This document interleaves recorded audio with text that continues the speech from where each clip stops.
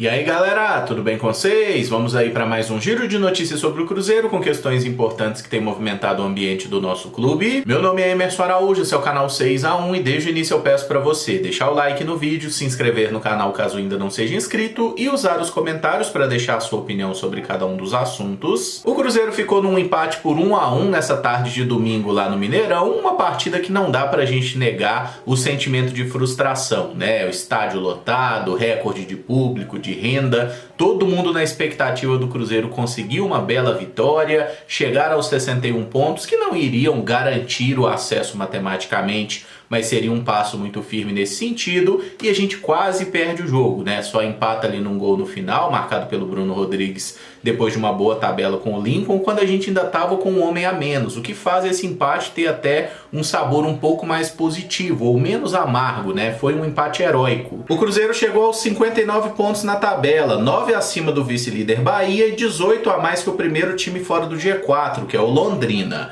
Lembrando que restam 30 pontos em disputa na Série B e o nosso próximo jogo é na quinta-feira, 9h30 da noite, contra o Operário, também no Mineirão. E essa vitória precisa vir na quinta-feira, né? Ontem a atuação coletiva do Cruzeiro no primeiro tempo não foi boa, a gente não conseguiu encaixar o jogo, comete uma falha muito grave ali com os dois zagueiros, Oliveira e Eduardo Brock.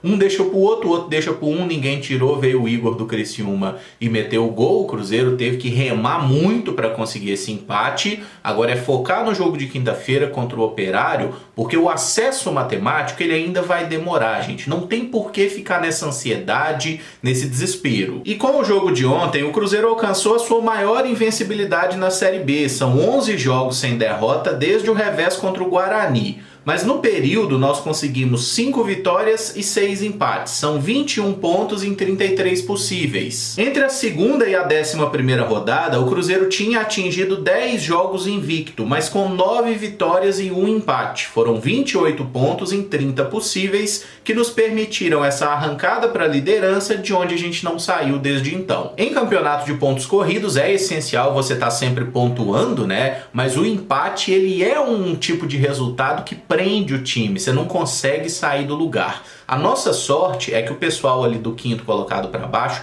e até os outros integrantes do G4 também tem patinado muito. A galera tem trocado pontos, muitos empates, né? Então ninguém se aproximou, ninguém tirou essa tranquilidade do Cruzeiro. Mas nos últimos 5 jogos nossos é 1 vitória e 4 empates. E o treinador Paulo Pessolano admitiu na coletiva que a ansiedade para resolver o jogo rapidamente e garantir o acesso atrapalhou o time contra o Criciúma. Mas ele optou por destacar a coragem dos jogadores que buscaram o ataque até o último segundo, mesmo em circunstâncias adversas. Eu vi muita gente criticando a escalação do Pessolano, dizendo que ele inventou no time, coisa que eu particularmente discordo, tá? Inclusive, quando a gente olha a escalação do Cruzeiro ontem, foi tudo absolutamente convencional, não teve nenhuma improvisação.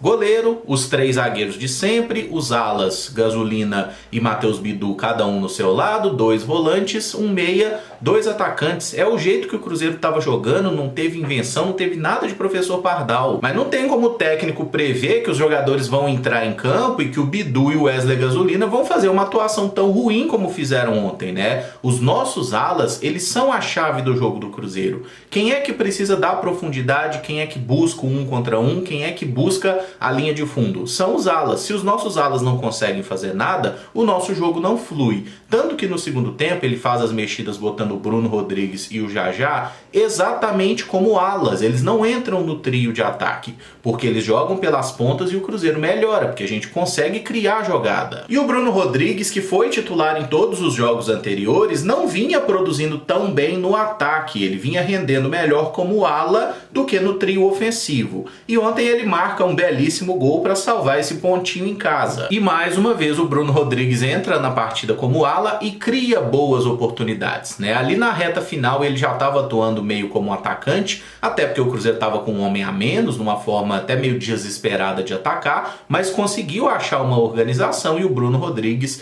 fez uma belíssima tabela com o Lincoln para que a gente pudesse fazer o gol. E gente, é óbvio que o Bruno Rodrigues é titular do time do Cruzeiro, eu acho que ninguém tem nenhuma dúvida sobre isso, mas o treinador fazer uma experiência ou outra não tem o menor problema, especialmente pela frente que o Cruzeiro Cruzeiro tem em relação aos demais times no campeonato, tá? Na quinta-feira, provavelmente, o Bruno Rodrigues vai começar jogando. Se vai ser como ala ou se vai ser no trio ofensivo, eu não sei, mas o importante é que ele tá jogando, tá produzindo pro time. E essa coisa de muitos torcedores agora, mas o Pessolano tá escalando errado, o trio de ataque do Cruzeiro tem que ser Bruno Rodrigues, Jajá e um centroavante. Beleza, eu concordo que esse é um bom esquema tático para quando a gente vai jogar em contra-ataque, mas nós não estamos jogando em contra-ataque. Como eu já falei, vou ser repetitivo, o Cruzeiro não usa pontas nesse momento. Olha o jogo, gente, assiste, olha qual é o posicionamento do trio ofensivo do Cruzeiro. Eles não são pontas, eles são meia atacantes centralizados, às vezes um meia e dois atacantes,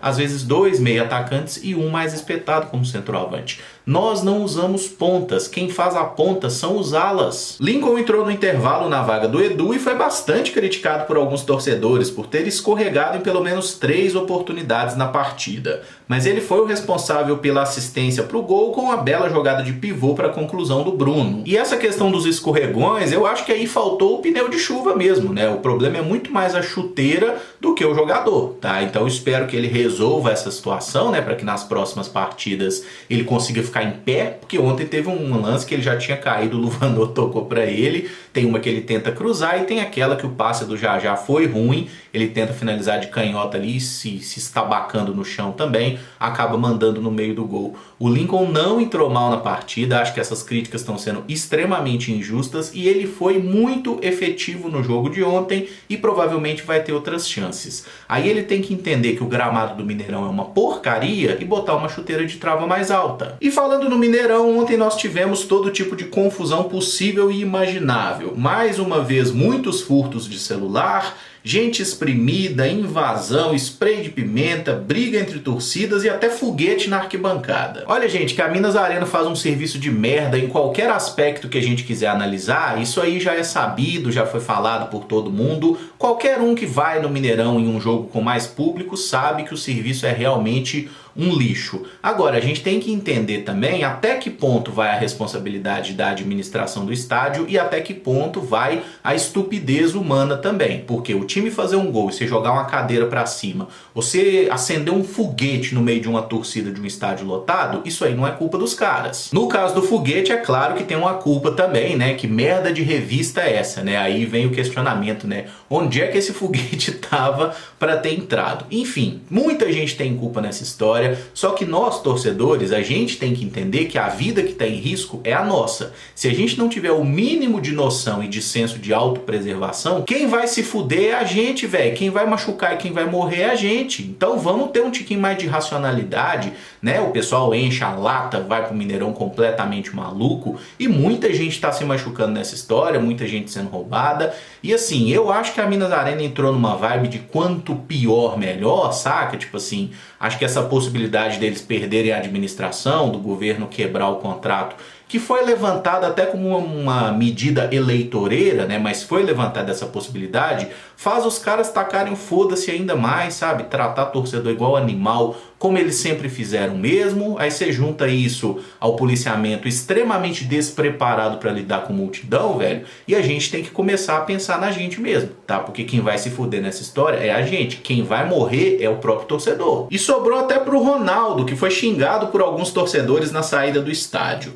Pelos relatos, a equipe de segurança do patrão fez ali um cordão de isolamento para que ele pudesse deixar o Mineirão, e isso revoltou alguns torcedores que queriam se aproximar do fenômeno. Como a gente não estava presente, não dá para afirmar exatamente o que aconteceu, né? Mas pelos relatos é o famoso white people problem, né? É o pessoal que começou a xingar o Ronaldo porque queria se aproximar dele, tirar uma foto ou algo que o valha, e a equipe de segurança não permitiu. Tipo, é o menor dos incidentes entre tudo que aconteceu, é a coisa menos importante, e é só vale a gente pontuar, né, que os xingamentos ao Ronaldo não foi por insatisfação com a gestão do clube, nada disso, foi porque o pessoal queria se aproximar dele, o pessoal que estava ali na região dos camarotes, então na boa, isso aí não tem relevância nenhuma. Segundo a Rádio Itatiaia, o Cruzeiro está em negociações com o Mirassol e deve oficializar nos próximos dias a permanência do Neto Moura. O nosso clube pagará aproximadamente R$1,5 milhão por 50% dos direitos econômicos do volante. Estranho seria se o Cruzeiro não comprasse o passe do Neto Moura, né? O cara é um dos melhores jogadores da Série B como um todo, não apenas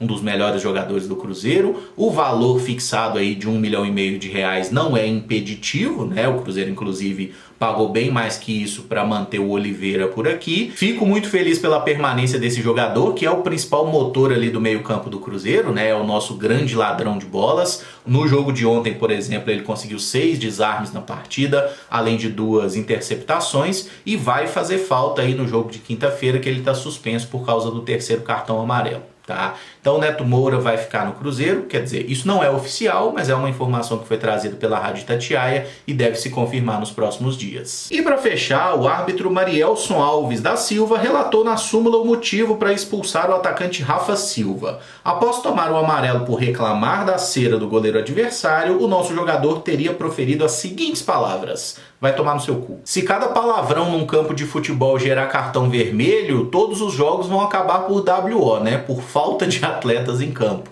Mas no caso do Rafa Silva, não tem como passar o pano, ele foi absolutamente burro, porque ele reclamou, tomou o cartão amarelo, mandou o juiz, né?